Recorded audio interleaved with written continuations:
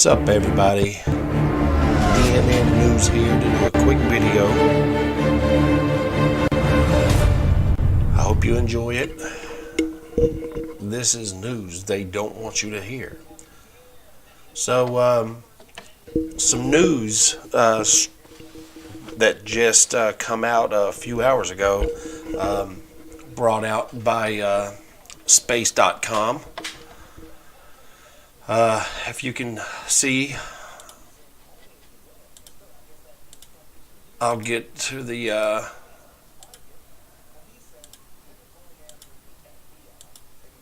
I'll get to it right here. It says, far out newfound object is the farthest solar system body ever discovered.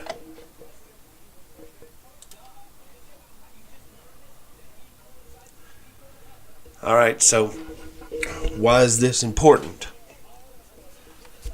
Let me read a little bit of it and I'll tell you why. This is one step closer to astrophysicists and the astronomical community trying to find planet X. This gets them one step closer to finding it.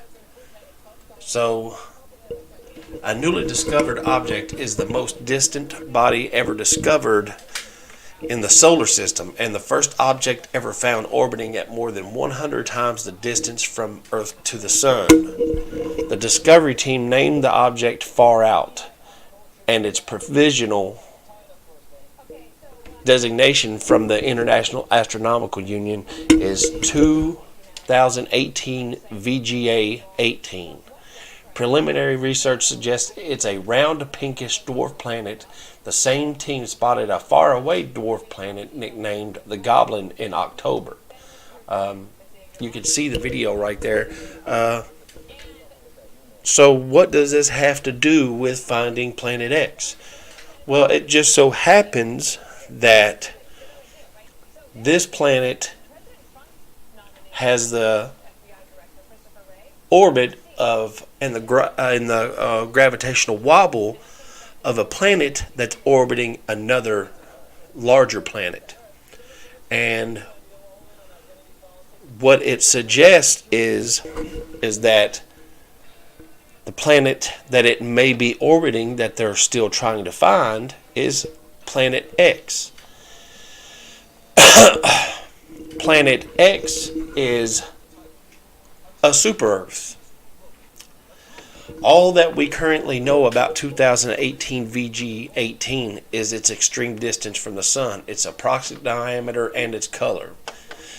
David Tholen, a researcher at the University of Hawaii and part of the discovery team, said in a statement, because in 2018 VGA is so distant, it orbits very slowly, like taking more than 1,000 years to take one trip around the Sun. And as you can see that subtitle right there, the evidence of Planet 9 in our solar system gallery. The reason they have that there is because they think that the wobble that is the planet is showing is caused by a planet that they don't see, which is usually how they find whether a moon is orbiting a planet.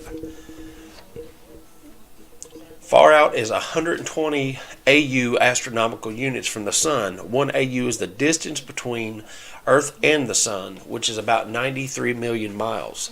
The object is more than 3.5 times the current distance between Pluto and the Sun, which is 34 AU. And it outpaces the previous farthest known solar system object, the dwarf planet Eris, which is currently about 96 AU from the Sun. NASA's Voyager 2 spacecraft recently entered interstellar space at about 120 AU, leaving the Sun's sphere of influence called the heliopause, where bodies experience the solar wind. Well, the way that looks is like it looks like a balloon. It looks like the winds have ballooned out. But do you know how when you blow into a balloon, it expands and expands? Well, that's what the heliopause looks like. It just kind of the air just kind of stops right there and pushes against maybe a secondary atmosphere right there, and it just kind of stops and pushes against it, kind of like our magnetic field. It looks kind of like Earth's magnetic field when solar winds or a solar disruption passes across the Earth. If you've ever seen that diagram. Far Out was spotted using the Subaru 8-meter telescope in Hawaii in November, and then a follow-up measurement in early December by the Magellan telescope in Chile confirmed its existence. According to those observations, the object is likely about 500 kilometers across, which would mean it's spherical and a dwarf planet. Its pinkish color suggests it's an ice-rich body, according to the statement. Going along with that, I think in 2016, they found a dwarf planet just on that that's orbiting just between Mars and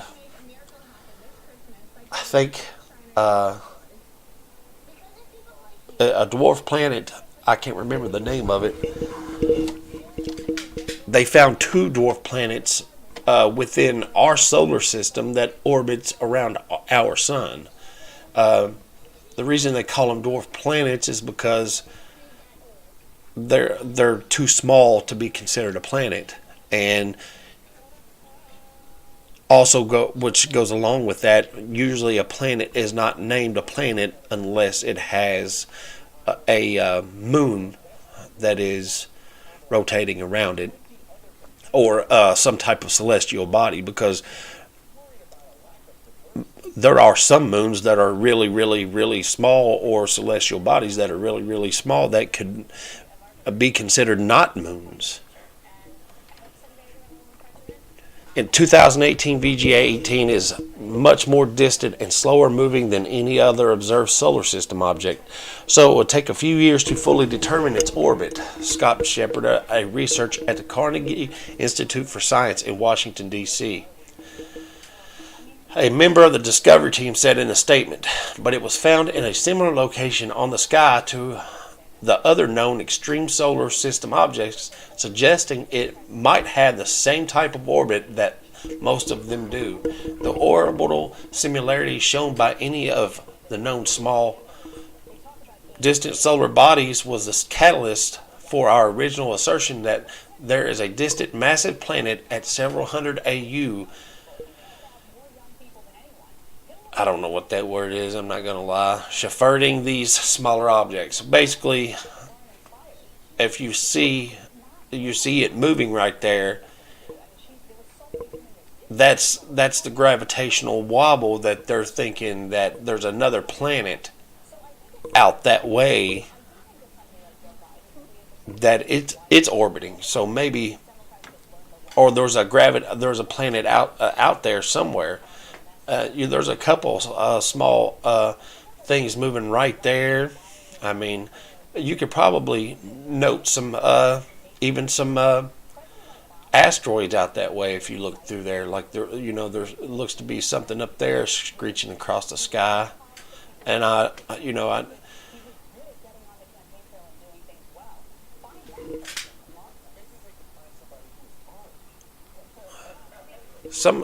you may be able to find some other things on here. Because the proposed Planet 9 is so distant, between hundreds and thousands of AU, researchers told Space.com the planet can alter the orbits of objects far too distant to be strongly influenced by the inner solar system planets. That means that looking for trends in the orbits of objects like Far Out can point the way to the mysterious planet, giving researchers hints of where to look for it and the chances to test the powerful telescopes that might someday spot it. This discovery is truly an international achievement in research using telescopes located in Hawaii and Chile, operated by Japan, as well as a consortium of research institutions and universities in the United States.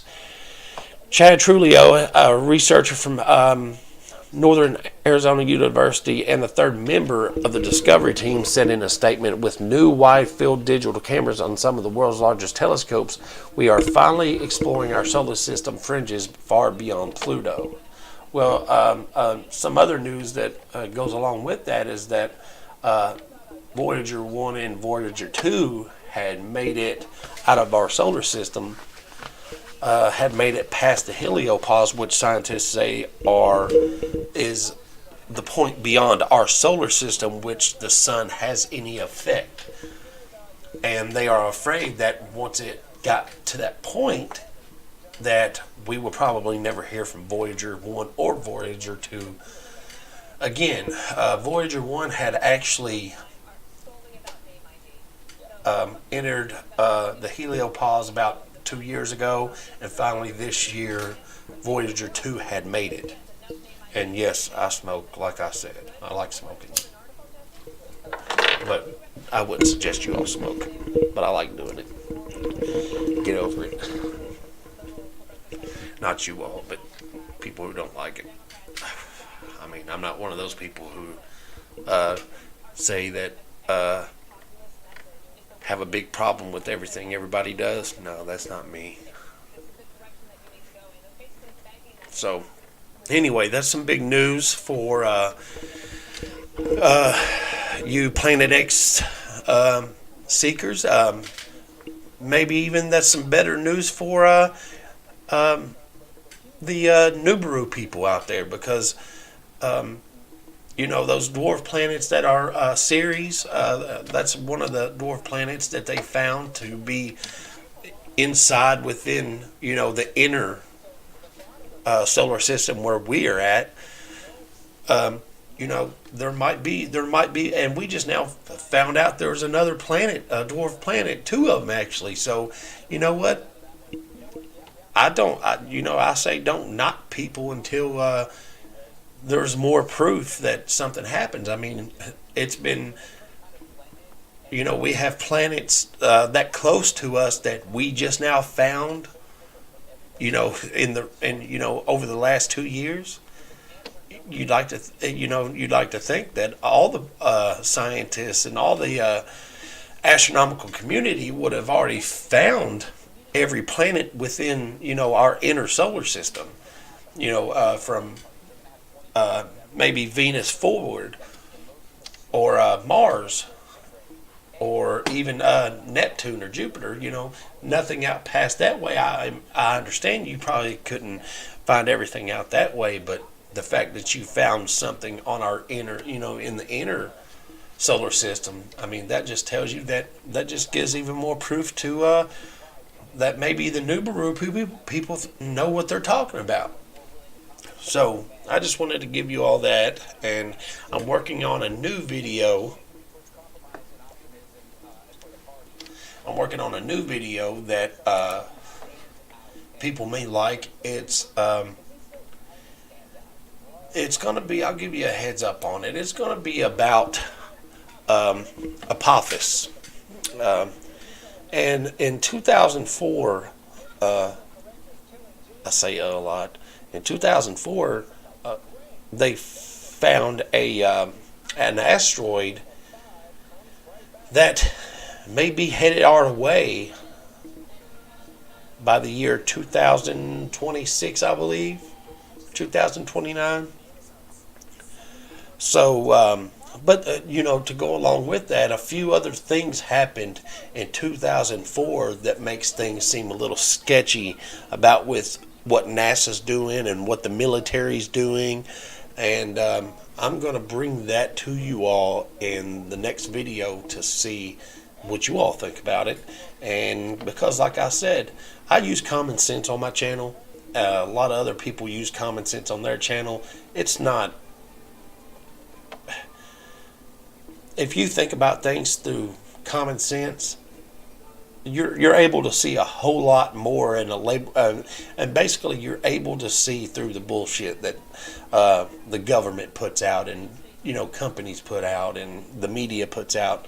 And I look through all that. My background consists of, in high school I was in advanced chemistry, and I was also taking computer technology training in college. And my father also worked for the government, and my wife's father worked for the Navy. So I mean, my background for knowledge of all of that, it stretches out, pretty vastly. So I just wanted to give you all that, and I hope you all enjoyed this video. If you enjoyed watching it, like it, hit the notification button, and subscribe to my channel if you want to keep seeing my videos. All right, everybody. Peace out.